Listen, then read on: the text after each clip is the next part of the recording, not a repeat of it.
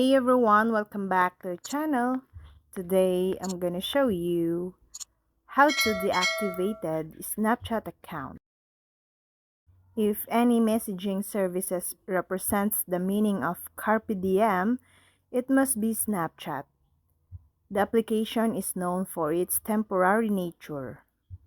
Messages, pictures, and videos will disappear forever, some seconds after the recipient takes a look at them.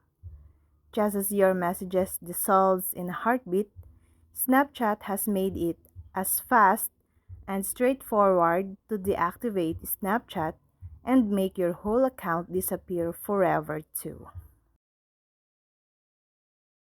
So, are you ready to let your Snapchat account go?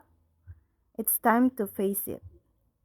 It isn't quite the social media juggernaut it once was, and you might want to let it go.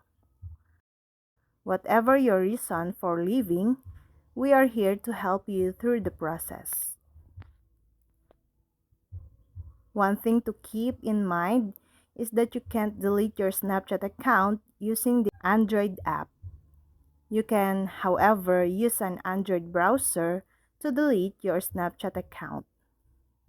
Here's the process from a browser, which is the same if you're using an Android browser.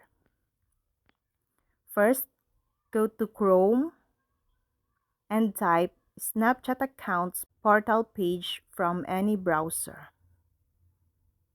Then, enter your username and hit next. Enter your password and hit next. Scroll down and click on delete my account. Then, enter your username and password once again. And select continue all the way at the bottom. And that's all. Snapchat will keep all your data for 30 days, just in case you want to return. If that is in the case, log back in to reactivate your account. The account will be deleted if you don't activate it within the time frame. Snapchat warns us that it keeps some important information for legal, security, and business needs.